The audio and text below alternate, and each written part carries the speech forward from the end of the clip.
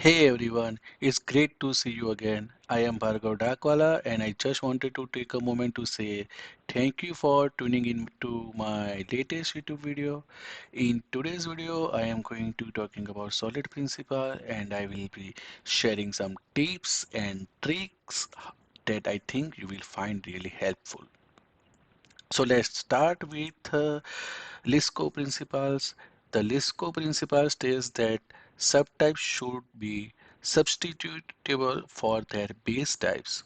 This means that we should be able to replace an instance of a base class with an instance of a derived class without affecting the correctness of the program.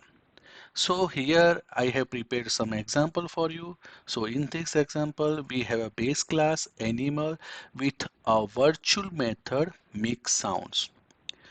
We also have two derivative class dog and cat. So that override the make sounds method. We can replace an instance of animal with an instance of dog or cat without affecting the correctness of the program. So this is the simple way to describe the Liskov principle.